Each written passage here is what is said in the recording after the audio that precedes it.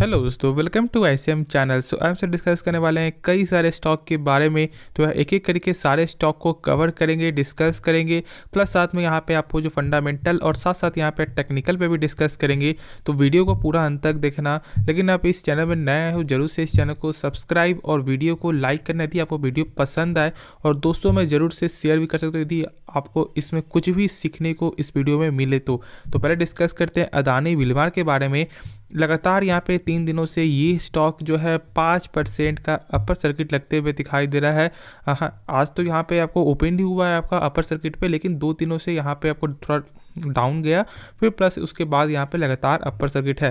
लगातार 3 दिनों से 5% यानी कि आपका 15% का रिटर्न जो है कंपनी दे चुकी है। और जो गिरावट आपका हुआ था ना, जो आपका 10-11% जो गिरावट हुआ था, वो सारा यहाँ पे आपका 3 दिनों में पूरा आपका जो है पैसा यहाँ पे बराबर, जो प्राइस था वो यहाँ पे बराबर कर दिया गया है, और उससे भी आगे ये स्टॉक निकल चुका है। लेकिन अब जब बात आता है क्या बाई करना चाहिए, और लोग यहाँ पे डरते हैं। ठीक है, देखो इस कंपनी का जो फंडामेंटल जो है ना वो बहुत ही स्ट्रॉन्ग है। कैश फ्लो चेक कर लो, ROC चेक कर लो, सारा चीज़ ही आपको अच्छा है। यहाँ पे कैश फ्लो होता है क्या है ये भी तो जानना ज़रूरी है ना। कैश फ्लो हमें आपको यहाँ पे ये बताता है कि कंपनी जो भी सामान बेच रही है क्या उसका पैसा आपको रिटर्न मिल रहा है या नहीं मिल रहा है। ऐसा तो नहीं कि कंपनी सामान बेच रही है लेकिन पैसा उसका रिटर्न नहीं मिल रहा है। तो ये सभी फैक्टर आपको जानना चाहिए। और ROC का मतलब क्या होता है आपको, रिटर्न ऑन कैपिटल एम्प्लॉयड, यानी कि कंपनी जब अपने ऊपर 100 रुपया लगा रही है तो उसका वही 100 रुपया आपका 1 साल बाद कितना रुपया बन जाता है, तो उसी को हमसे बोलते हैं ROC यानी कि रिटर्न ऑन कैपिटल एम्प्लॉयड। अब इस कंपनी का आप चेक करोगे सारा चीज़ ही आपको पॉजिटिव देखने को मिलेगा। प्लस यहाँ पे आपका जो अदानी विलमार, यहाँ पे 2 कंपनी के द्वारा ज्वाइंट वेंचर है। पहला आपका अदानी, दूसरा विलमार। विलमार एक सिंगापुर की बेस्ड कंपनी है और दोनों का ज्वाइंट वेंचर आपको देखने को मिलता है। ये तो बेसिक हो गया, प्लस मैंने आपको फंडामेंटल बता दिया। अब जो टेक्निकल का जब बात आता है तो टेक्निकल में मैंने आपको बताया हुआ है प्राइस क्या है आपको 590 और 610। ये एक अच्छा मिड रेंज का यहाँ पे एक सपोर्ट है। इस सपोर्ट के जब ऊपर जब जाते हुए दिखाई देगा ना, जब आपका कम से कम 610 के ऊपर जब जाते हुए दिखाई देगा, जब सस्टेन करेगा तो आप बाई कर सकते हो। अब यहाँ पे एक चीज़ और दिखना आपको कि निफ्टी 50 ये भी यहाँ पे आपको मैटर रखेगा। और अभी आप जान रहे हो कि फिर आपका यहाँ पे आपका बजट का दिन आपको आने वाला है, तो इसमें आप जानते हो कि मार्केट ज़्यादातर आपको बुलिश देखने को मिलता है।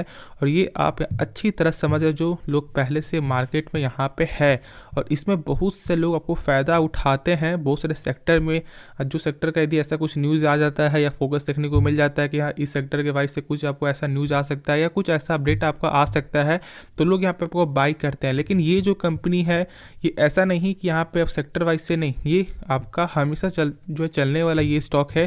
तो इसलिए डरो नहीं, घबराओ नहीं, ठीक है, पेशेंस रखो। और मैंने सारा चीज़ आपको बता दिया कि यहाँ पे क्या करना है नहीं करना है। एक्स्ट्रा जो भी डाउट हो आप कमेंट में पूछ सकते हो। तो ये यहाँ पे बहुत सारे स्टॉक है, 5 स्टॉक है कम से कम, तो इसलिए मैं थोड़ा जल्दी ही आपको कवर करूँगा। बाकी जो डाउट हो आप कमेंट में पूछ सकते हो। तो डिस्कस करते हैं टाटा एलेक्सी के बारे में। टाटा एलेक्सी में बहुत सारे लोगों का यहाँ पे लॉस देखने को मिल रहा है। ऑलमोस्ट जो किसी का आपका 37%, तो किसी का आपका यहाँ पे 30%, किसी का 25%। क्यों ऐसा हो रहा है? क्योंकि 10,500 का जो ये स्टॉक जो अभी गया था आपका अपर साइड में, वो अभी घटकर आपका 6324 देखने को मिला, यानी कि लगभग 4200 पॉइंट अभी यहाँ पे डाउन में है। तो क्या यहाँ पे आपका एक अच्छा मौका है? क्या यहाँ पे आपको ऐड ऑन करना चाहिए? देखो ऐड ऑन जो है ना कब किया जाता है, जब आपको एक टेक्निकल वाइज से जब सपोर्ट के ऊपर जब चलता है, जिससे क्या होगा कि आपका बेनिफिट यहाँ पे तुरंत देखने को मिल जाए। ऐसा नहीं कि जब शेयर जब लगातार अपने का आपका जो चार्ट बेसिस से यहाँ पे डाउन मिल रहा है तो उस समय बाई करो, नहीं, ये एक सही प्रोसेस नहीं होता। आपको एवरेज करना है तो मैं बात कर रहा हूँ, वरना तो फॉर द लॉन्ग टर्म के लिए आपको फ्रेश बाई करना है। तो टाटा एलेक्सी ज़बरदस्त स्टॉक है इसलिए क्योंकि इसका फंडामेंटल यहाँ पे स्ट्रॉन्ग देखने को मिलता है। हाँ, इस बार का नंबर आप चेक करोगे तो आपका यहाँ पे क्वार्टर पे यहाँ पे कमी आते हुए दिखाई दिया। लेकिन आप जान रहे हो कि यहाँ पे मेन क्या आपका होता है, ईयर ऑन ईयर कंपनी आपका जो है सालाना आधार में किस तरह का आपका जो परफॉर्मेंस दिखा रही है, ये बहुत ज़्यादा मैटर रखता है। और इसके बेसिस से देखोगे तो नंबर बहुत ही बेहतरीन देखने को मिला है आपका ईयर ऑन ईयर पे। तो यहाँ पे डरना नहीं है। प्लस कैश फ्लो के बारे में यदि हमसे डिस्कस करें तो यहाँ पे ऑलमोस्ट आपका 2022 का चेक करोगे तो 10% और लगभग 12-13% यहाँ पे जो निगेटिव देखने को मिलता है। निगेटिव क्या यानी कि कम है, ठीक है। तो लेकिन उसके पिछले से चेक करोगे तो फिर यहाँ पे आपका सही है। पिछले ईयर सही था लेकिन इस बार यहाँ पे थोड़ा कम देखने को मिला। तो ऐसा चलता है 10% यदि कैश फ्लो कम हो तो ये हम तो नहीं बोलेंगे कि कंपनी ख़राब है। और कैश फ्लो मैंने बताया अभी आपको जो अदानी विलमार के बारे में, तो उस समय जाकर देख सकते हो कि कैश फ्लो होता क्या बना। मैं इसमें भी बताऊंगा तो वीडियो ज़्यादा लंबा हो जाएगा, तो इसलिए मैं यहाँ पे जो ज़्यादा फिर वीडियो लंबा हो जाए तो फिर ये दिक्कत केवल ये बात है, ठीक है। अब यहाँ पे मैं बता दूं कि क्या करना है। तो अभी आपका 6800 लेवल के नीचे ही शेयर जो देखने को मिल रहा है, तो वेट करो जब इसके ऊपर जाकर जब सस्टेन करेगा तो फिर आप यहाँ पे 7300 या आपका 7500 का टारगेट लेकर बाई कर सकते हो। अब अभी ब्रोकर का भी यही मानना है कि यहाँ पे पेशेंस आपको रखना है, ठीक है, डरना नहीं है आपको। ऐसा नहीं कि हाँ आपने बाई किया भाई 10,000 में तो यहाँ पे शेयर को सेल कर देते हैं, नहीं, ऐसा बिल्कुल मत करो। सॉफ्टवेयर कंपनी है ये, फॉर द लॉन्ग टर्म के लिए कंपनी है, ऐसा नहीं कि इसका लॉन्ग टर्म मार्केट नहीं है, तो यहाँ पे घबराना नहीं। हाँ प्राइस होता है यार, अब मानो 2021 में इसका जो प्राइस था आपका 2200, और जब यहाँ पे 1 साल 1.5 साल के अंदर जब इतना ज़्यादा प्राइस चला जाता है तो फिर आपको वेट करना चाहिए ना। आपने बाई कर लिया एक हाई प्राइस में ये सोच करके कि जब मैंने बाई किया हुआ है तो कुछ ना कुछ बेनिफिट देखने को मिल जाएगा, नहीं, ऐसा नहीं होता शेयर मार्केट में। जब लोग ऐसा समझते हैं कि हाँ बाई करना है ना, उस समय यहाँ पे वो बाई नहीं करो, ठीक है। वही चीज़ है, जब आपको ऐसा लग रहा है कि हाँ बाई कर लेते हैं तो उस समय बाई नहीं करो। जब आपको ऐसा लग रहा है कि नहीं बाई नहीं करना चाहिए, उस समय बाई कर लो। यदि आप यहाँ पे मार्केट में तुरंत आए हो तो ऐसे पहले से है तो फिर आपको मालूम है कि क्या करना है, लेकिन मार्केट में नए हो तो ऐसा ही होता है ज़्यादातर कि जब आपको लगता है कि हाँ बाई कर लेते हैं तो उसे वेट करना चाहिए। क्योंकि अक्सर यहाँ पे लोग जो मार्केट में पहले आती, जो अभी आए हुए हैं तुरंत, जो जिनका एक्सपीरियंस आपको 2 महीने या 6 महीने या आपको 1 साल के अंदर का है, उनको यही लगेगा जब स्टॉक आगे बढ़ेगा तो वो सोचेंगे यहाँ पे बाई कर लेते हैं और स्टॉक आगे बढ़ेगा। नहीं, ऐसा बिल्कुल नहीं करना है। प्राइस भी आपको देखना है कि क्या ये सही प्राइस है या नहीं, तो सारा चीज़ चेक करो, उसके बाद ही आप स्टॉक को बाई करो। और अभी जो मैंने कहा है टेक्निकल वाइज से, उसको अभी फॉलो आप कर सकते हो। तो नेक्स्ट स्टॉक के बारे में डिस्कस करते हैं। तो ये डिस्कस करते हैं आरबीएल बैंक के बारे में। आरबीएल बैंक में आज आपको 3.5% से ज़्यादा की जो तेज़ी देखने को मिली है। देखो यहाँ पे तेज़ी आपको क्यों हो रहा है जानते हो, क्योंकि इसका जो एनपीए जो है ना वो यहाँ पे कम होते हुए दिखाई दे रहा है। अब एनपीए होता है क्या यहाँ पे, ये भी तो जानना जरूरी है, तो भी तो आपको यहाँ पे डाउट क्लियर होगा। तो एनपीए यानी कि आपका होता है non performing asset. NPA equal to short में जानोगे तो बैड लोन, ठीक है, NPA equal to bad loan. और ऐसे समझोगे तो यहाँ पे आप ये समझो एग्जांपल के तौर पे, जैसे मान लीजिए आपने बैंक से लोन लिया और यदि आपने एक भी किस्त जो है 3 महीने तक यदि आपने नहीं भरा, तो बैंक को क्या लगेगा कि वो जो पैसा जो आपने लिया है ना उसका मिलना बहुत ही कम चांस हो जाएगा। तो बैंक यहाँ पे डाल देंगे बैड लोन के कैटेगरी में। और आरबीआई के गाइडलाइन के अनुसार किसी भी बैंक का यहाँ पे एनपीए जो है 3% से ज़्यादा नहीं होना चाहिए। ज़्यादा होता है तो फिर वही यहाँ पे डर वाली भावना है। अब प्लस यहाँ पे स्टॉक तो गिरना ही गिरना है। और वही चीज़ आपका आरबीआई के साथ हुआ था जब इसका एनपीए लगभग 4% से भी ज़्यादा देखने को मिला था। और इसी की वजह से जहाँ पे आरबीएल बैंक जो लगभग 250-300 का था, घट कर आपका 100 के अंदर आपको बीच में आते हुए दिखाई दे, लेकिन फिर से अभी 172 जाते हुए दिखाई दी। जो मैंने कहा था आपको 140 से बाई करो, और यहाँ पे आज आपको 172 भी ये स्टॉक आपको जाते हुए दिखाई दे रहा है। तो सारा चीज़ ये पेशेंस का गेम है। जैसे यहाँ पे बैंक जो अपने एनपीओ को कम करते रहेगी तब तक यहाँ पे आपको गेन देखने को मिलेगा। और वही पेशेंस है और कंपनी का जो है अपने काम को सही करना है, ठीक है। अब जिस दिन एनपीए इसका जो आपका 0.5 या आपका 1% के अंदर आ जाएगा, उस दिन यहाँ पे आप समझ जाना कि इस प्राइस का वैल्यू जो है फिर से आपको गजब का प्राइस देखने को मिलेगा।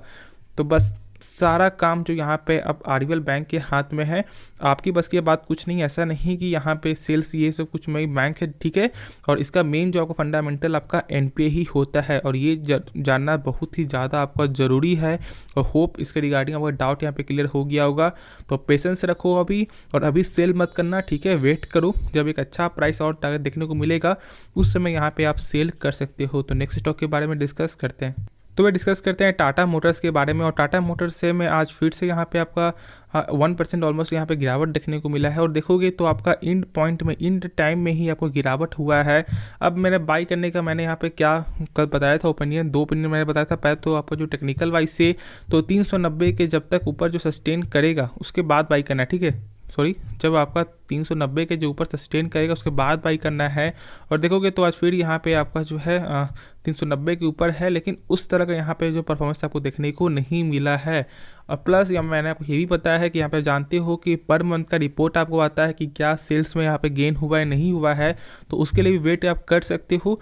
जो आपको यहाँ पे जनवरी मंथ में आपको जो है दिसंबर का जो रिपोर्ट आएगा, और जब आपको अच्छा आएगा तो फिर यहाँ पे रिपोर्ट के वाइज से भी शेयर में यहाँ पे गेन या लॉस यहाँ पे आपको गिरावट देखने को मिल सकता है। तो इस चीज़ का फ़ायदा उठा सकते हो और वेट कर सकते हो। जब रिपोर्ट सही आएगा तो बाई करो, फॉर द शॉर्ट टर्म में आपका पैसा निकल सकता है। जब रिपोर्ट ख़राब आएगा तो फिर यहाँ पे आप सेल भी कर सकते हो।